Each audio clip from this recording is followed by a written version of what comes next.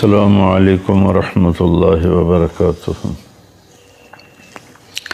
بسم اللہ الرحمن الرحیم والصلاة والسلام علی رسولہ الکریم وعلی آلہ وصحبہ اجمعین، اما بعد۔ معزز سامعین، میرے محترم بھائیوں، بہنوں، دوستوں، بچوں، یہ دنیا اللہ نے امتحان کے لیے بنائی ہے۔ کس چیز کا امتحان ہے؟ زندگی اور موت کا سلسلہ بنایا۔ خلق الموت والحیات، ہم نے زندگی اور موت کو بنایا۔ کیوں بنایا ہے؟ لیبلوکم ایکم احسن عملا، ہم یہ دیکھیں گے کہ تم میں سب سے خوبصورت عمل کون کرتا ہے۔ ایک اور جگہ ہمیں کیوں پیدا کیا ہے، ہم اپنے بچوں کا کیا ذہن بنا رہے ہیں؟ تم نے آئی ٹی کرنا ہے، تم نے بزنس مین بننا ہے، تم نے انجینئر بننا ہے، تم نے باہر جا کے سیٹل ہونا ہے، تم نے ڈاکٹر بننا ہے۔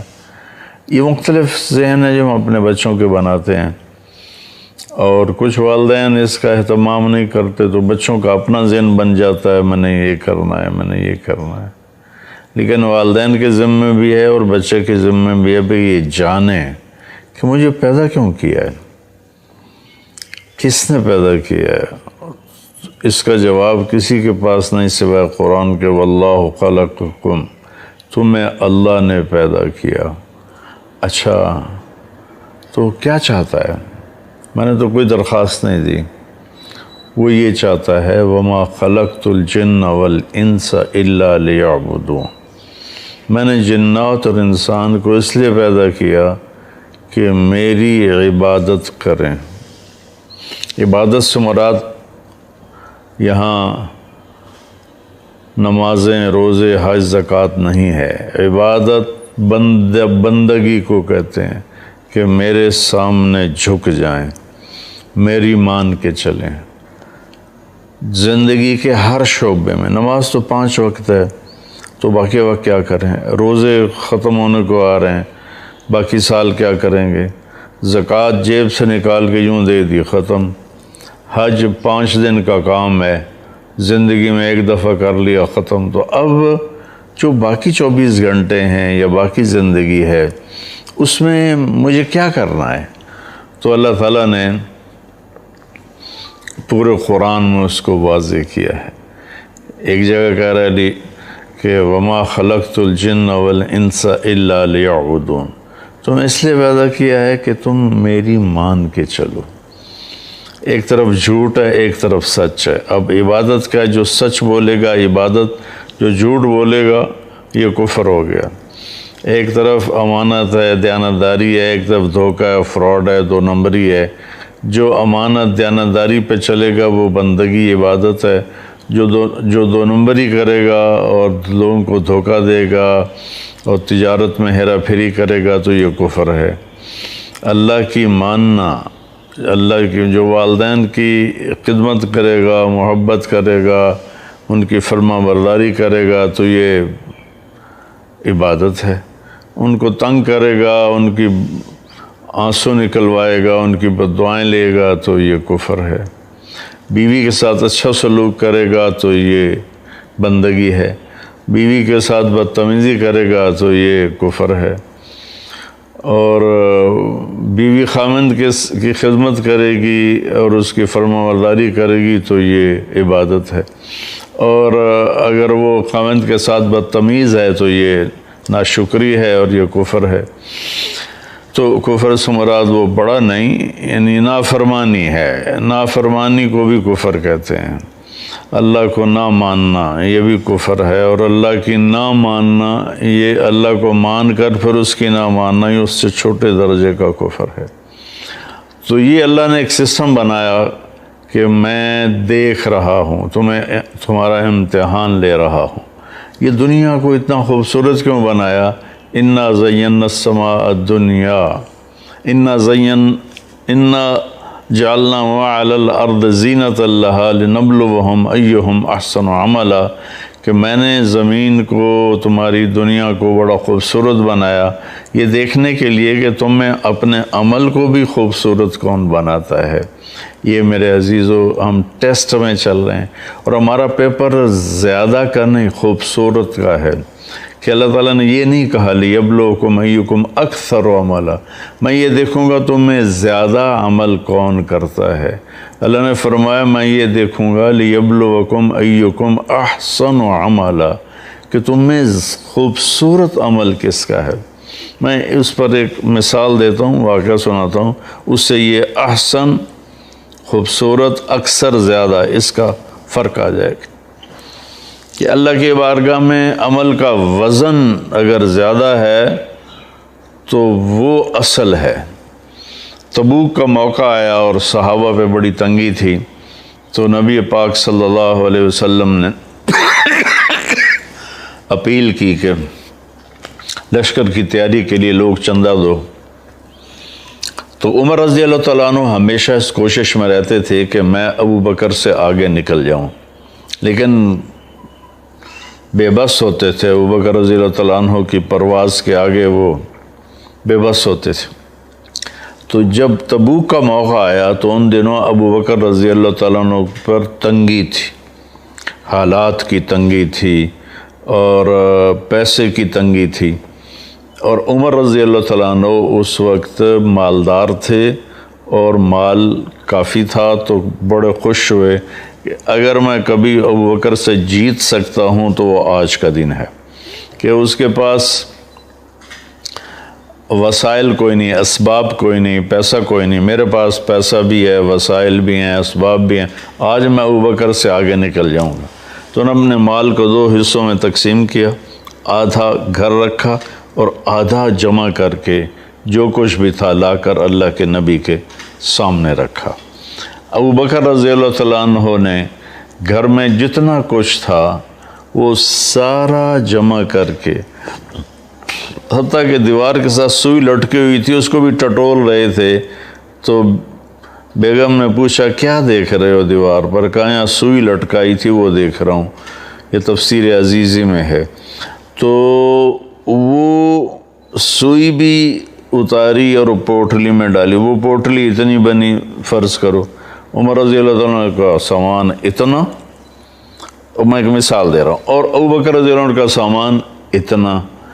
اب دیکھنے میں عمر جیت چکے ہیں، ابو بکر ہار چکے ہیں، لیکن اللہ رسول تو جانتے ہیں کہ کون کس سطح پر ہے اور کس کی کیا قربانی ہے۔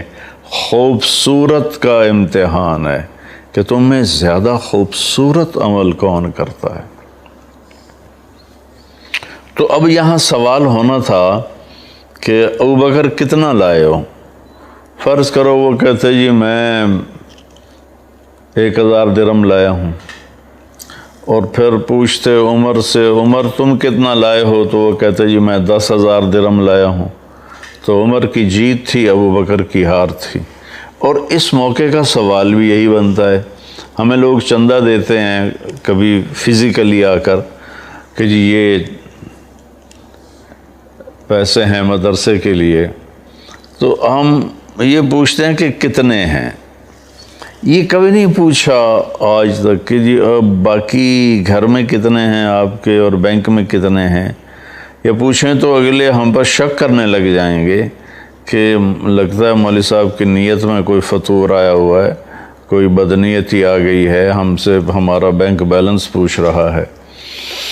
تو میرے نبی نے سوال تو یہ کرنا تھا عمر کتنا لائے ہو، ابو بکر کتنا لائے ہو۔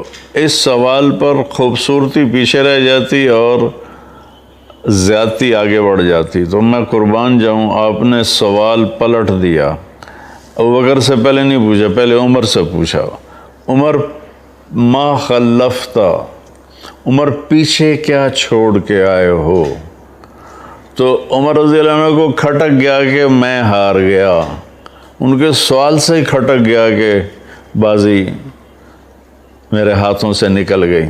لیکن پھر بھی وہ تھوڑا تھے کہ میرے پاس بہت زیادہ میں لایا ہوں، کہنے لگے یا رسول اللہ آدھا میں نے گھر چھوڑا ہے اور آدھا میں لے کر آپ کے پاس آ گیا ہوں۔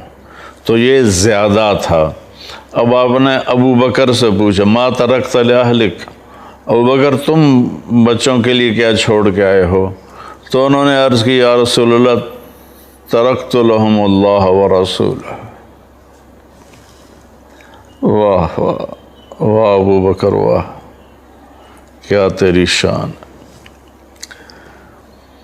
آپ نے فرمایا کہ آپ نے عرض کیا یا رسول اللہ، میں اپنے گھر والوں کے لیے اللہ اس کا رسول چھوڑ کے آیا ہوں، باقی سب کچھ لے کے آ گیا ہوں۔ تو عمر رضی اللہ عنہ بول پڑے ابو بکر میں تو اس سے آگے کبھی نہیں نکل سکتا۔ یہ ہے احسن عملا اکثر عملا۔ یہ بھی مطلوب ہے کہ ہم زیادہ سے زیادہ نیکیاں کریں، زیادہ سے زیادہ اچھے کام کریں، لیکن اس میں جو آگے بڑھ جائے گا نا، جس کا عمل خوبصورت زیادہ ہوگا وہ آگے بڑھ جائے گا۔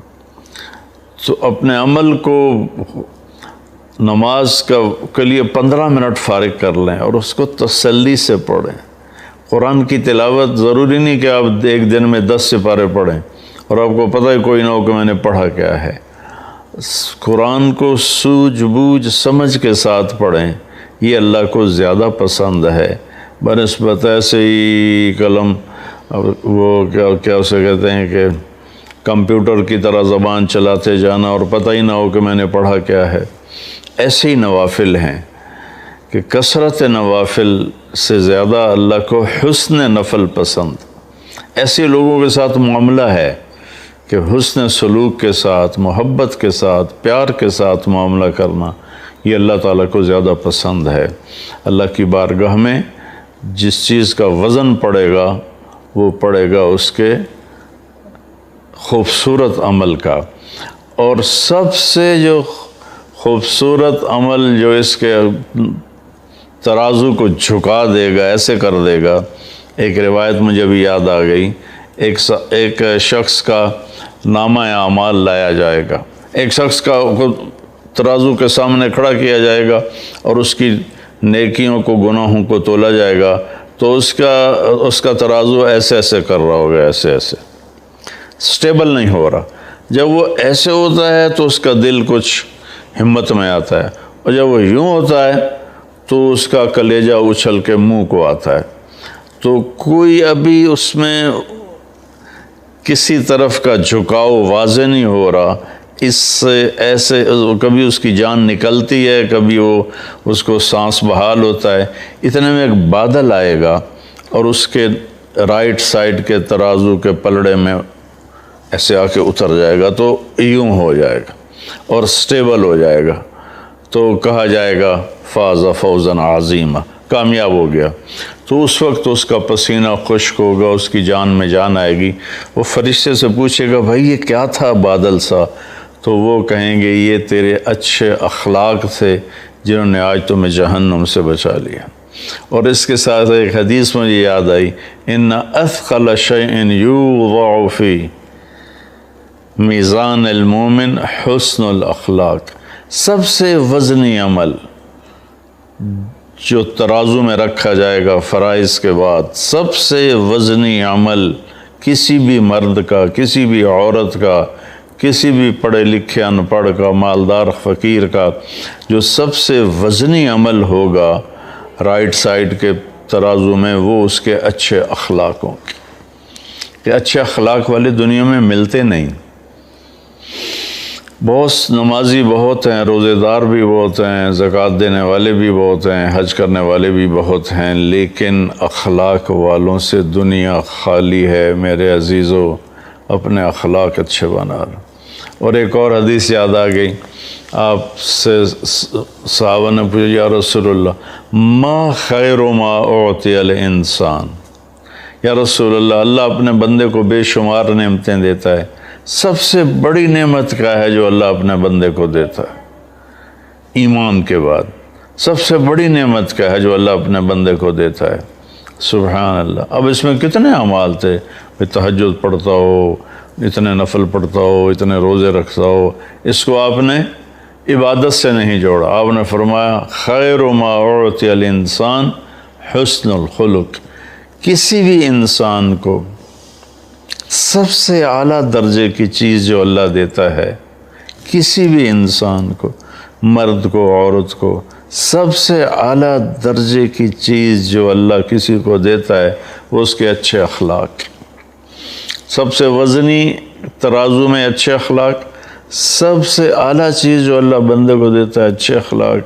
اور اچھے اخلاق دو چیزوں میں آ جائیں گے، باقی اس میں سمٹ جائیں گے. ایک اس کی حفاظت ہے، اس سے کسی کو دکھ نہ پہنچاؤ، اس سے کسی کو دکھ نہ پہنچاؤ، اس سے کسی کی غیبت نہ کرو، کسی کو گالی نہ دو، کسی کو ذلیل نہ کرو. اور یہ دل، اس کو ہر ایک کی نفرت سے پاک کر دو، ہر ایک کے کھوٹ سے پاک کر دو، حسد سے، بغض سے، نفرت سے، کینہ سے پاک کر دو. تو اللہ تعالیٰ کے فضل و کرم سے ہم اس امتحان میں کامیاب ہو جائیں گے جو اللہ تعالیٰ ہمارا لینا چاہتا ہے، اور فرماتا ہے کہ میں باقی کامیاب تو اللہ کے فضل سے ہی ہوں گے. یہ اس کے بتائے ہوئے قانون کی بات کی ہے، جس پہ اللہ کا فضل ہوگا وہ کامیاب ہوگا. اور اس کا فضل، اس کی رحمت، خود کہتا ہے ان رحمت اللہ قریب من المحسنین. میری رحمت نیک عمل کرنے والے، اچھے عمل کرنے والے، احسان کرنے والوں کے ساتھ ہے. یہ جو ایک شیطان نے چکر چلایا اللہ بڑا غفور الرحیم میں آپ ہی معاف کرے گا، تو اس طرح تو حسین اور شمر ایک ہی ترازو میں آ کے بیٹھ جائیں تو یہ تو ساری شریعت ہی الٹ پلٹ ہو جائے گی، ساری تاریخ ہی الٹ پلٹ ہو جائے گی. بھائیو، اللہ نے اچھے برے کو الگ کیا ہے. یہاں کی عدالت بھی الگ کرتی ہے، اللہ کی عدالت نے بھی الگ کیا ہے. السلام علیکم ورحمۃ اللہ.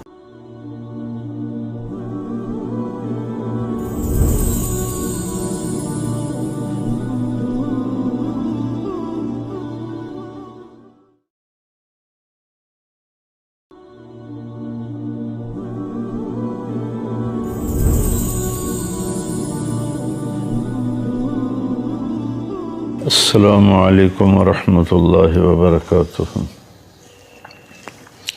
بسم اللہ الرحمن الرحیم، والصلاة والسلام علی رسولہ الکریم وعلی آلہ وصحبہ اجمعین. اما بعد، معزز سامعین، میرے محترم بھائیوں، بہنوں، دوستوں، بچوں، یہ دنیا اللہ نے امتحان کے لیے بنائی ہے. کس چیز کا امتحان ہے؟ زندگی اور موت کا سلسلہ بنایا. خلق الموت والحیات، ہم نے زندگی اور موت کو بنایا. کیوں بنایا ہے؟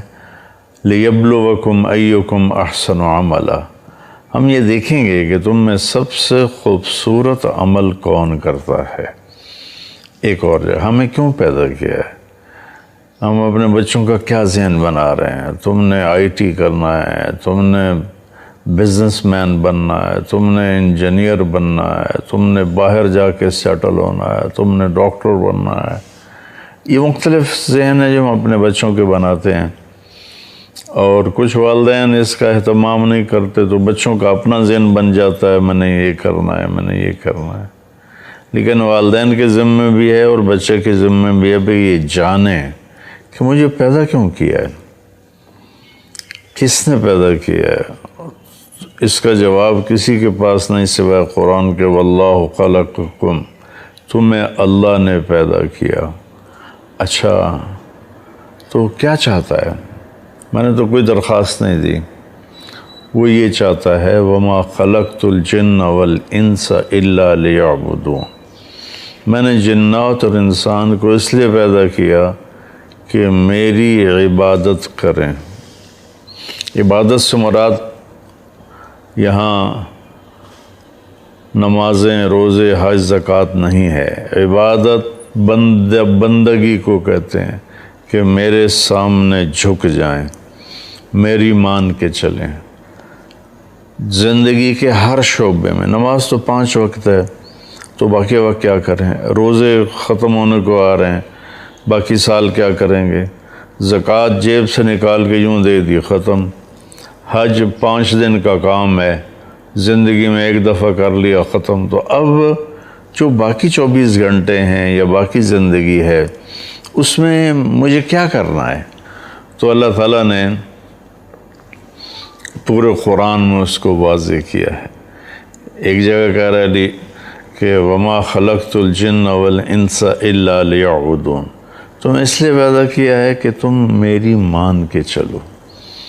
ایک طرف جھوٹ ہے، ایک طرف سچ ہے۔ اب عبادت کا جو سچ بولے گا عبادت، جو جھوٹ بولے گا یہ کفر ہو گیا۔ ایک طرف امانت ہے، دیانتداری ہے، ایک طرف دھوکہ ہے، فراڈ ہے، دو نمبری ہے۔ جو امانت دیانتداری پہ چلے گا وہ بندگی عبادت ہے، جو دو نمبری کرے گا اور لوگوں کو دھوکہ دے گا اور تجارت میں ہیرا پھیری کرے گا تو یہ کفر ہے۔ اللہ کی ماننا، اللہ کی جو والدین کی خدمت کرے گا، محبت کرے گا، ان کی فرما برداری کرے گا تو یہ عبادت ہے۔ ان کو تنگ کرے گا، ان کی آنسو نکلوائے گا، ان کی بددعائیں لے گا تو یہ کفر ہے۔ بیوی کے ساتھ اچھا سلوک کرے گا تو یہ بندگی ہے، بیوی کے ساتھ بدتمیزی کرے گا تو یہ کفر ہے۔ اور بیوی خامند کی خدمت کرے گی اور اس کی فرما برداری کرے گی تو یہ عبادت ہے، اور اگر وہ خامند کے ساتھ بدتمیز ہے تو یہ ناشکری ہے اور یہ کفر ہے۔ تو کفر سے مراد وہ بڑا نہیں، یعنی نافرمانی ہے۔ نافرمانی کو بھی کفر کہتے ہیں۔ اللہ کو نہ ماننا یہ بھی کفر ہے، اور اللہ کی نہ ماننا، یہ اللہ کو مان کر پھر اس کی نہ ماننا، یہ اس سے چھوٹے درجے کا کفر ہے۔ تو یہ اللہ نے ایک سسٹم بنایا کہ میں دیکھ رہا ہوں، تمہارا امتحان لے رہا ہوں۔ یہ دنیا کو اتنا خوبصورت کیوں بنایا؟ انا زینا السماء الدنیا انا جعلنا ما علی الارض زینۃ لہا لنبلوہم ایہم احسن عملا، کہ میں نے زمین کو، تمہاری دنیا کو بڑا خوبصورت بنایا یہ دیکھنے کے لیے کہ تم میں اپنے عمل کو بھی خوبصورت کون بناتا ہے۔ یہ میرے عزیزو ہم ٹیسٹ میں چل رہے ہیں، اور ہمارا پیپر زیادہ کا نہیں خوبصورت کا ہے، کہ اللہ تعالیٰ نے یہ نہیں کہا لیبلوکم ایکم اکثر عملا، میں یہ دیکھوں گا تم میں زیادہ عمل کون کرتا ہے۔ اللہ نے فرمایا میں یہ دیکھوں گا لیبلوکم ایکم احسن عملا، کہ تم میں خوبصورت عمل کس کا ہے۔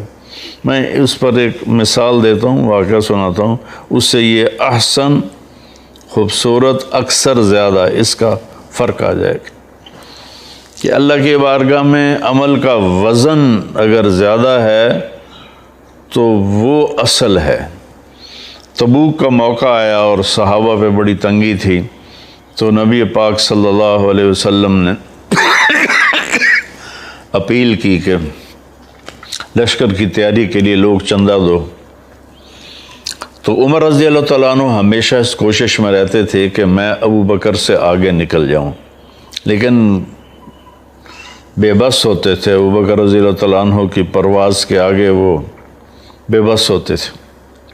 تو جب تبوک کا موقع آیا تو ان دنوں ابو بکر رضی اللہ تعالیٰ عنہ پر تنگی تھی، حالات کی تنگی تھی اور پیسے کی تنگی تھی، اور عمر رضی اللہ تعالیٰ عنہ اس وقت مالدار تھے اور مال کافی تھا، تو بڑے خوش ہوئے کہ اگر میں کبھی ابو بکر سے جیت سکتا ہوں تو وہ آج کا دن ہے، کہ اس کے پاس وسائل کوئی نہیں، اسباب کوئی نہیں، پیسہ کوئی نہیں، میرے پاس پیسہ بھی ہے، وسائل بھی ہیں، اسباب بھی ہیں، آج میں ابو بکر سے آگے نکل جاؤں گا۔ تو انہوں نے اپنے مال کو 2 حصوں میں تقسیم کیا، آدھا گھر رکھا اور آدھا جمع کر کے جو کچھ بھی تھا لا کر اللہ کے نبی کے سامنے رکھا۔ ابو بکر رضی اللہ تعالیٰ عنہ نے گھر میں جتنا کچھ تھا وہ سارا جمع کر کے، حتیٰ کہ دیوار کے ساتھ سوئی لٹکی ہوئی تھی اس کو بھی ٹٹول رہے تھے، تو بیگم نے پوچھا کیا دیکھ رہے ہو دیوار پر؟ کہا یہاں سوئی لٹکائی تھی وہ دیکھ رہا ہوں، یہ تفسیر عزیزی میں ہے۔ تو وہ سوئی بھی اتاری اور پوٹلی میں ڈالی، وہ پوٹلی اتنی بنی، فرض کرو عمر رضی اللہ عنہ کا سامان اتنا، میں ایک مثال دے رہا ہوں، اور ابو بکر رضی اللہ عنہ کا سامان اتنا۔ اب دیکھنے میں عمر جیت چکے ہیں، ابو بکر ہار چکے ہیں، لیکن اللہ رسول تو جانتے ہیں کہ کون کس سطح پر ہے اور کس کی کیا قربانی ہے۔ خوبصورت کا امتحان ہے کہ تم میں زیادہ خوبصورت عمل کون کرتا ہے۔ تو اب یہاں سوال ہونا تھا کہ ابوبکر کتنا لائے ہو؟ فرض کرو وہ کہتے جی میں 1000 درہم لایا ہوں، اور پھر پوچھتے عمر سے عمر تم کتنا لائے ہو؟ تو وہ کہتے جی میں 10,000 درہم لایا ہوں۔ تو عمر کی جیت تھی، ابوبکر کی ہار تھی۔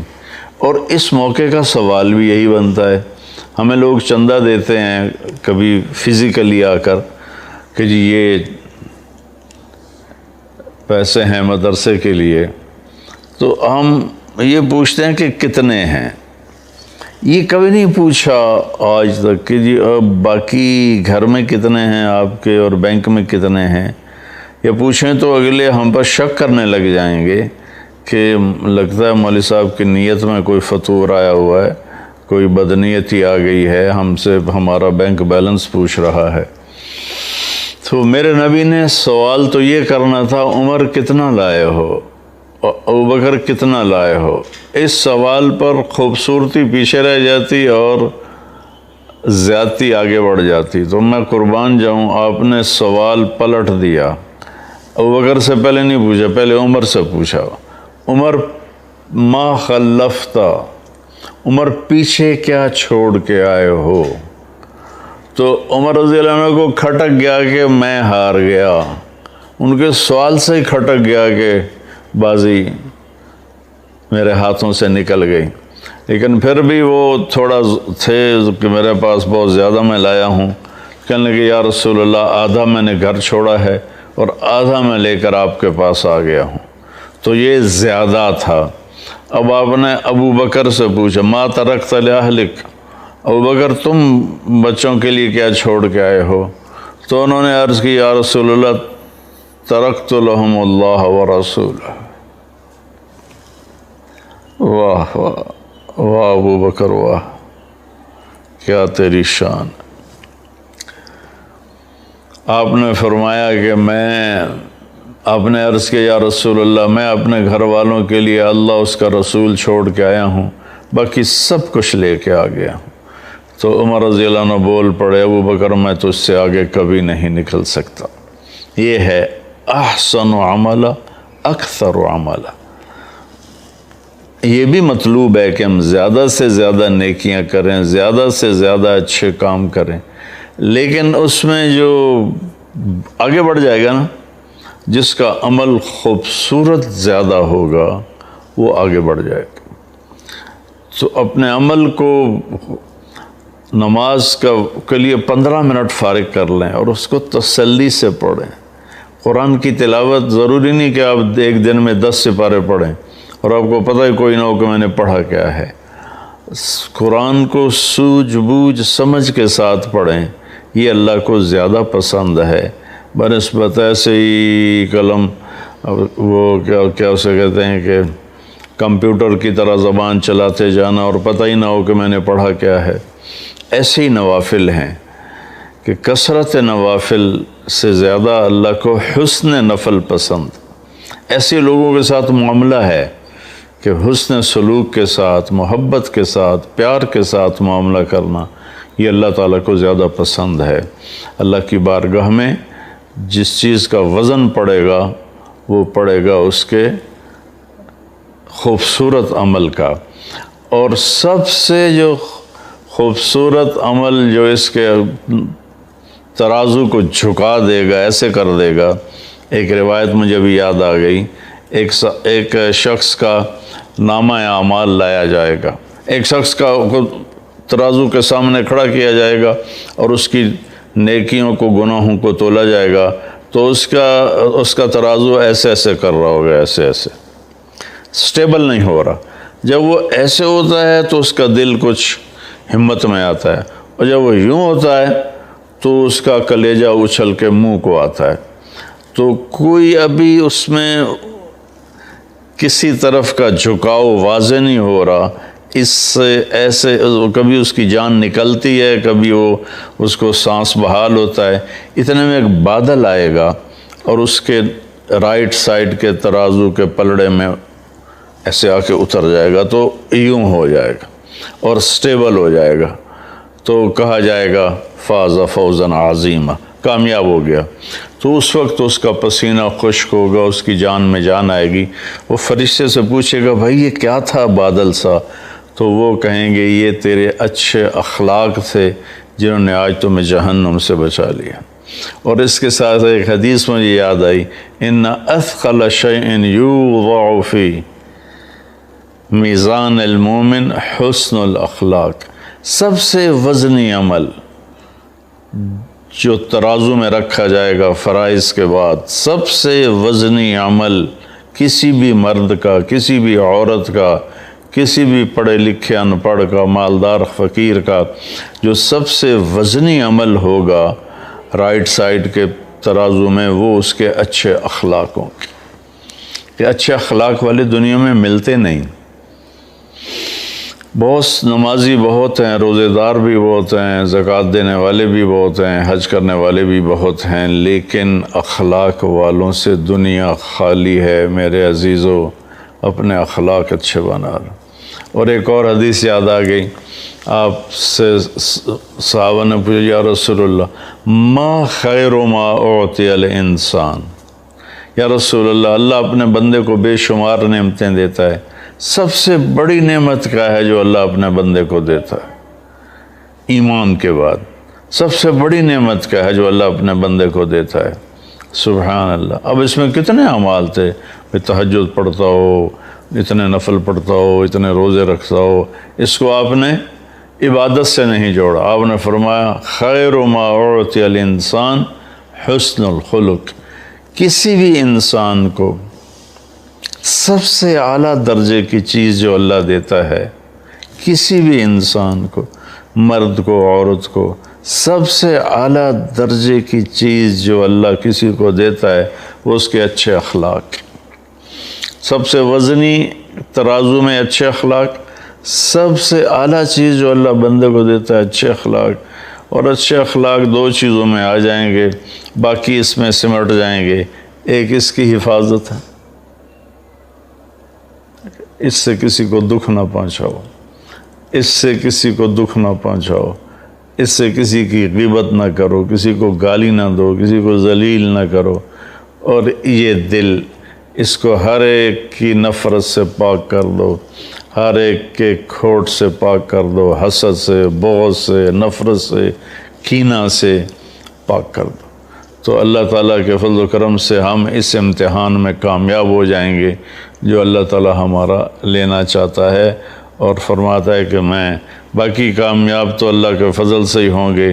یہ اس کے بتائے ہوئے قانون کی بات کی ہے، جس پہ اللہ کا فضل ہوگا وہ کامیاب ہوگا، اور اس کا فضل، اس کی رحمت، خود کہتا ہے ان رحمت اللہ قریب من المحسنین، میری رحمت نیک عمل کرنے والے، اچھے عمل کرنے والے، احسان کرنے والوں کے ساتھ ہے۔ یہ جو ایک شیطان نے چکر چلایا، اللہ بڑا غفور الرحیم ہے، آپ ہی معاف کرے گا، تو اس طرح تو حسین اور شمر ایک ہی ترازو میں آ کے بیٹھ جائیں تو یہ تو ساری شریعت ہی الٹ پلٹ ہو جائے گی، ساری تاریخ ہی الٹ پلٹ ہو جائے گی۔ بھائیو، اللہ نے اچھے برے کو الگ کیا ہے، یہاں کی عدالت بھی الگ کرتی ہے، اللہ کی عدالت نے بھی الگ کیا ہے۔ السلام علیکم ورحمۃ اللہ۔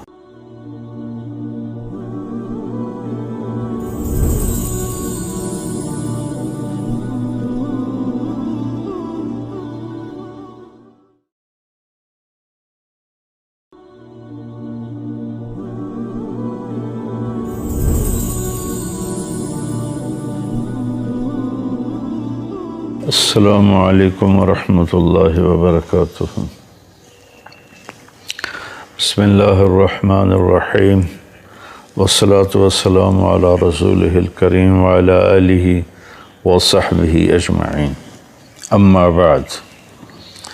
معزز سامعین، میرے محترم بھائیوں، بہنوں، دوستوں، بچوں، یہ دنیا اللہ نے امتحان کے لیے بنائی ہے۔ کس چیز کا امتحان ہے؟ زندگی اور موت کا سلسلہ بنایا۔ خلق الموت والحیات، ہم نے زندگی اور موت کو بنایا۔ کیوں بنایا ہے؟ لیبلوکم ایکم احسن عملا، ہم یہ دیکھیں گے کہ تم میں سب سے خوبصورت عمل کون کرتا ہے۔ ایک اور جگہ ہمیں کیوں پیدا کیا ہے، ہم اپنے بچوں کا کیا ذہن بنا رہے ہیں، تم نے آئی ٹی کرنا ہے، تم نے بزنس مین بننا ہے، تم نے انجینئر بننا ہے، تم نے باہر جا کے سیٹل ہونا ہے، تم نے ڈاکٹر بننا ہے۔ یہ مختلف ذہن ہے جو ہم اپنے بچوں کے بناتے ہیں، اور کچھ والدین اس کا اہتمام نہیں کرتے تو بچوں کا اپنا ذہن بن جاتا ہے، میں نے یہ کرنا ہے، میں نے یہ کرنا ہے۔ لیکن والدین کے ذمے بھی ہے اور بچے کے ذمے بھی ہے بھئی یہ جانیں کہ مجھے پیدا کیوں کیا ہے، کس نے پیدا کیا ہے۔ اس کا جواب کسی کے پاس نہیں سوائے قرآن کے، واللہ خلقکم، تمہیں اللہ نے پیدا کیا۔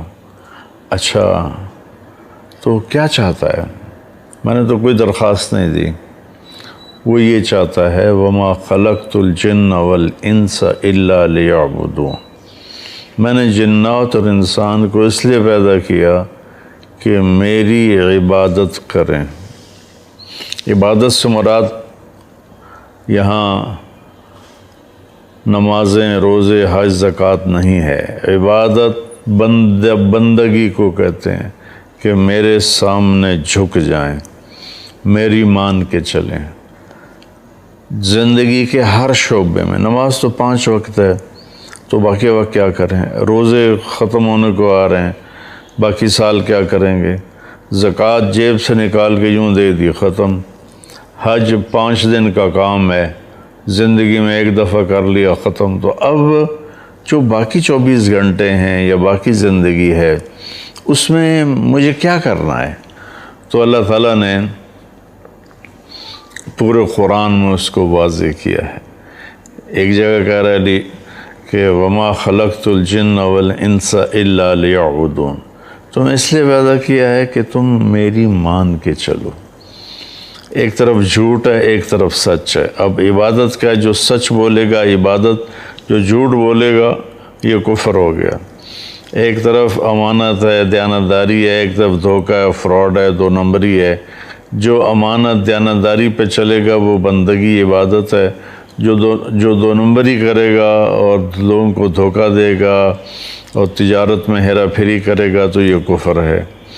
اللہ کی ماننا، اللہ کی جو والدین کی خدمت کرے گا، محبت کرے گا، ان کی فرما برداری کرے گا تو یہ عبادت ہے۔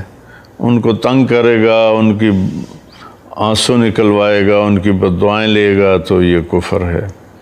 بیوی کے ساتھ اچھا سلوک کرے گا تو یہ بندگی ہے، بیوی کے ساتھ بدتمیزی کرے گا تو یہ کفر ہے۔ اور بیوی خامند کی خدمت کرے گی اور اس کی فرما برداری کرے گی تو یہ عبادت ہے، اور اگر وہ خامند کے ساتھ بدتمیز ہے تو یہ ناشکری ہے اور یہ کفر ہے۔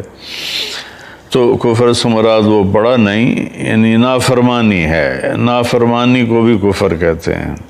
اللہ کو نہ ماننا یہ بھی کفر ہے، اور اللہ کی نہ ماننا، یہ اللہ کو مان کر پھر اس کی نہ ماننا، یہ اس سے چھوٹے درجے کا کفر ہے۔ تو یہ اللہ نے ایک سسٹم بنایا کہ میں دیکھ رہا ہوں، تمہارا امتحان لے رہا ہوں۔ یہ دنیا کو اتنا خوبصورت کیوں بنایا؟ اِنَّا زَيَّنَّا السَّمَاءَ الدُّنْيَا اِنَّا جَعَلْنَا وَعَلَى الْأَرْضِ زِينَةً لَهَا لِنَبْلُوَهُمْ أَيُّهُمْ أَحْسَنُ عَمَلًا، کہ میں نے زمین کو، تمہاری دنیا کو بڑا خوبصورت بنایا یہ دیکھنے کے لیے کہ تم میں اپنے عمل کو بھی خوبصورت کون بناتا ہے۔ یہ میرے عزیزو ہم ٹیسٹ میں چل رہے ہیں، اور ہمارا پیپر زیادہ کا نہیں خوبصورت کا ہے، کہ اللہ تعالیٰ نے یہ نہیں کہا لِيَبْلُوَكُمْ أَيُّكُمْ أَكْثَرُ عَمَلًا، میں یہ دیکھوں گا تم میں زیادہ عمل کون کرتا ہے۔ اللہ نے فرمایا میں یہ دیکھوں گا لِيَبْلُوَكُمْ أَيُّكُمْ أَحْسَنُ عَمَلًا، کہ تم میں خوبصورت عمل کس کا ہے۔ میں اس پر ایک مثال دیتا ہوں، واقعہ سناتا ہوں، اس سے یہ احسن، خوبصورت، اکثر، زیادہ، اس کا فرق آ جائے گا کہ اللہ کی بارگاہ میں عمل کا وزن اگر زیادہ ہے تو وہ اصل ہے۔ تبوک کا موقع آیا اور صحابہ پہ بڑی تنگی تھی، تو نبی پاک صلی اللہ علیہ وسلم نے اپیل کی کہ لشکر کی تیاری کے لیے لوگ چندہ دو۔ تو عمر رضی اللہ تعالیٰ عنہ ہمیشہ اس کوشش میں رہتے تھے کہ میں ابو بکر سے آگے نکل جاؤں، لیکن بے بس ہوتے تھے۔ ابو بکر رضی اللہ تعالیٰ عنہ کی پرواز کے آگے وہ بے بس ہوتے تھے۔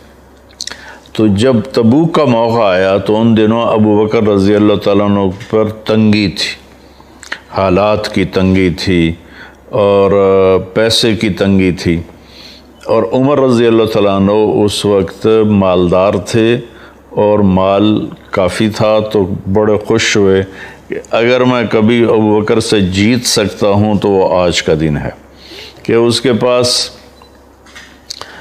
وسائل کوئی نہیں، اسباب کوئی نہیں، پیسہ کوئی نہیں، میرے پاس پیسہ بھی ہے، وسائل بھی ہیں، اسباب بھی ہیں، آج میں ابو بکر سے آگے نکل جاؤں گا۔ تو انہوں نے مال کو 2 حصوں میں تقسیم کیا، آدھا گھر رکھا اور آدھا جمع کر کے جو کچھ بھی تھا لا کر اللہ کے نبی کے سامنے رکھا۔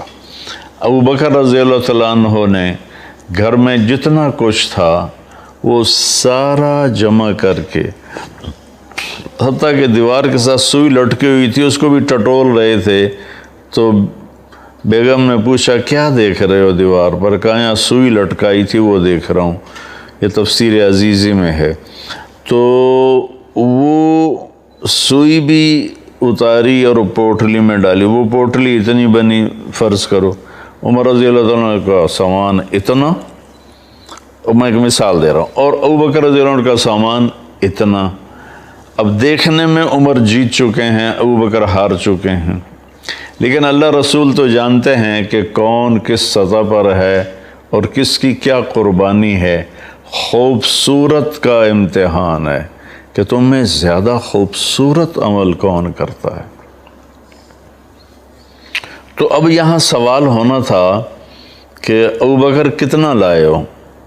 فرض کرو وہ کہتے جی میں 1000 درہم لایا ہوں، اور پھر پوچھتے عمر سے عمر تم کتنا لائے ہو؟ تو وہ کہتے جی میں 10,000 درہم لایا ہوں۔ تو عمر کی جیت تھی، ابو بکر کی ہار تھی۔ اور اس موقع کا سوال بھی یہی بنتا ہے، ہمیں لوگ چندہ دیتے ہیں کبھی فزیکلی آ کر کہ جی یہ پیسے ہیں مدرسے کے لیے، تو ہم یہ پوچھتے ہیں کہ کتنے ہیں۔ یہ کبھی نہیں پوچھا آج تک کہ جی باقی گھر میں کتنے ہیں آپ کے اور بینک میں کتنے ہیں۔ یہ پوچھیں تو اگلے ہم پر شک کرنے لگ جائیں گے کہ لگتا ہے مولوی صاحب کی نیت میں کوئی فتور آیا ہوا ہے، کوئی بدنیتی آ گئی ہے، ہم سے ہمارا بینک بیلنس پوچھ رہا ہے۔ تو میرے نبی نے سوال تو یہ کرنا تھا عمر کتنا لائے ہو، ابو بکر کتنا لائے ہو۔ اس سوال پر خوبصورتی پیچھے رہ جاتی اور زیادتی آگے بڑھ جاتی۔ تو میں قربان جاؤں، آپ نے سوال پلٹ دیا، ابو بکر سے پہلے نہیں پوچھا، پہلے عمر سے پوچھا۔ عمر ما خلفتا، عمر پیچھے کیا چھوڑ کے آئے ہو؟ تو عمر رضی اللہ عنہ کو کھٹک گیا کہ میں ہار گیا، ان کے سوال سے ہی کھٹک گیا کہ بازی میرے ہاتھوں سے نکل گئی۔ لیکن پھر بھی وہ تھوڑا تھے کہ میرے پاس بہت زیادہ میں لایا ہوں، کہنے لگے یا رسول اللہ آدھا میں نے گھر چھوڑا ہے اور آدھا میں لے کر آپ کے پاس آ گیا ہوں۔ تو یہ زیادہ تھا۔ اب آپ نے ابو بکر سے پوچھا ما ترکت لأہلک، ابو بکر تم بچوں کے لیے کیا چھوڑ کے آئے ہو؟ تو انہوں نے عرض کی یا رسول اللہ ترکت لہم اللہ ورسولہ۔ واہ واہ واہ ابو بکر واہ، کیا تیری شان۔ آپ نے فرمایا کہ آپ نے عرض کیا یا رسول اللہ میں اپنے گھر والوں کے لیے اللہ اس کا رسول چھوڑ کے آیا ہوں، باقی سب کچھ لے کے آ گیا ہوں۔ تو عمر رضی اللہ عنہ بول پڑے ابو بکر میں تو اس سے آگے کبھی نہیں نکل سکتا۔ یہ ہے احسن عملا اکثر عملا۔ یہ بھی مطلوب ہے کہ ہم زیادہ سے زیادہ نیکیاں کریں، زیادہ سے زیادہ اچھے کام کریں، لیکن اس میں جو آگے بڑھ جائے گا نا، جس کا عمل خوبصورت زیادہ ہوگا وہ آگے بڑھ جائے گا۔ تو اپنے عمل کو نماز کے لیے 15 منٹ فارغ کر لیں اور اس کو تسلی سے پڑھیں۔ قرآن کی تلاوت ضروری نہیں کہ آپ ایک دن میں 10 سپارے پڑھیں اور آپ کو پتہ ہی کوئی نہ ہو کہ میں نے پڑھا کیا ہے۔ قرآن کو سوجھ بوجھ سمجھ کے ساتھ پڑھیں، یہ اللہ کو زیادہ پسند ہے بنسبت ایسے ہی قلم وہ کیا اسے کہتے ہیں کہ کمپیوٹر کی طرح زبان چلاتے جانا اور پتہ ہی نہ ہو کہ میں نے پڑھا کیا ہے۔ ایسے ہی نوافل ہیں کہ کثرت نوافل سے زیادہ اللہ کو حسن نفل پسند۔ ایسے لوگوں کے ساتھ معاملہ ہے کہ حسن سلوک کے ساتھ، محبت کے ساتھ، پیار کے ساتھ معاملہ کرنا یہ اللہ تعالیٰ کو زیادہ پسند ہے۔ اللہ کی بارگاہ میں جس چیز کا وزن پڑے گا وہ پڑے گا اس کے خوبصورت عمل کا۔ اور سب سے جو خوبصورت عمل جو اس کے ترازو کو جھکا دے گا، ایسے کر دے گا، ایک روایت مجھے بھی یاد آ گئی، ایک شخص کا نامہ اعمال لایا جائے گا، ایک شخص کا ترازو کے سامنے کھڑا کیا جائے گا اور اس کی نیکیوں کو گناہوں کو تولا جائے گا، تو اس کا ترازو ایسے ایسے کر رہا ہوگا، ایسے ایسے سٹیبل نہیں ہو رہا۔ جب وہ ایسے ہوتا ہے تو اس کا دل کچھ ہمت میں آتا ہے، اور جب وہ یوں ہوتا ہے تو اس کا کلیجہ اچھل کے منہ کو آتا ہے۔ تو کوئی ابھی اس میں کسی طرف کا جھکاؤ واضح نہیں ہو رہا، اس سے ایسے کبھی اس کی جان نکلتی ہے، کبھی اس کو سانس بحال ہوتا ہے۔ اتنے میں ایک بادل آئے گا اور اس کے رائٹ سائڈ کے ترازو کے پلڑے میں ایسے آ کے اتر جائے گا، تو یوں ہو جائے گا اور سٹیبل ہو جائے گا، تو کہا جائے گا فاز فوزا عظیما، کامیاب ہو گیا۔ تو اس وقت اس کا پسینہ خشک ہوگا، اس کی جان میں جان آئے گی۔ وہ فرشتے سے پوچھے گا بھائی یہ کیا تھا بادل سا؟ تو وہ کہیں گے یہ تیرے اچھے اخلاق تھے جنہوں نے آج تمہیں جہنم سے بچا لیا۔ اور اس کے ساتھ ایک حدیث مجھے یاد آئی، ان اثقل شیء یوضع فی میزان المومن حسن الاخلاق، سب سے وزنی عمل جو ترازو میں رکھا جائے گا فرائض کے بعد، سب سے وزنی عمل کسی بھی مرد کا، کسی بھی عورت کا، کسی بھی پڑھے لکھے ان پڑھ کا، مالدار فقیر کا، جو سب سے وزنی عمل ہوگا رائٹ سائڈ کے ترازو میں، وہ اس کے اچھے اخلاقوں کی۔ کہ اچھے اخلاق والے دنیا میں ملتے نہیں۔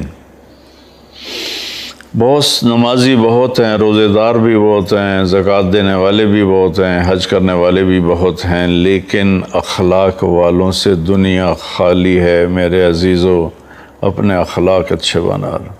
اور ایک اور حدیث یاد آ گئی، آپ سے صحابہ نے پوچھا یا رسول اللہ ما خیر ما اعطی الانسان، یا رسول اللہ، اللہ اپنے بندے کو بے شمار نعمتیں دیتا ہے، سب سے بڑی نعمت کیا ہے جو اللہ اپنے بندے کو دیتا ہے؟ ایمان کے بعد سب سے بڑی نعمت کیا ہے جو اللہ اپنے بندے کو دیتا ہے؟ سبحان اللہ۔ اب اس میں کتنے اعمال تھے، تہجد پڑھتا ہو، اتنے نفل پڑھتا ہو، اتنے روزے رکھتا ہو، اس کو آپ نے عبادت سے نہیں جوڑا۔ آپ نے فرمایا خیر ما اعطی الانسان حسن الخلق، کسی بھی انسان کو سب سے اعلیٰ درجے کی چیز جو اللہ دیتا ہے، کسی بھی انسان کو، مرد کو، عورت کو، سب سے اعلیٰ درجے کی چیز جو اللہ کسی کو دیتا ہے وہ اس کے اچھے اخلاق۔ سب سے وزنی ترازو میں اچھے اخلاق، سب سے اعلیٰ چیز جو اللہ بندے کو دیتا ہے اچھے اخلاق۔ اور اچھے اخلاق دو چیزوں میں آ جائیں گے، باقی اس میں سمٹ جائیں گے۔ ایک اس کی حفاظت ہے، اس سے کسی کو دکھ نہ پہنچاؤ، اس سے کسی کو دکھ نہ پہنچاؤ، اس سے کسی کی غیبت نہ کرو، کسی کو گالی نہ دو، کسی کو ذلیل نہ کرو۔ اور یہ دل، اس کو ہر ایک کی نفرت سے پاک کر دو، ہر ایک کے کھوٹ سے پاک کر دو، حسد سے، بغض سے، نفرت سے، کینہ سے پاک کر دو۔ تو اللہ تعالیٰ کے فضل و کرم سے ہم اس امتحان میں کامیاب ہو جائیں گے جو اللہ تعالیٰ ہمارا لینا چاہتا ہے، اور فرماتا ہے کہ میں باقی کامیاب تو اللہ کے فضل سے ہی ہوں گے۔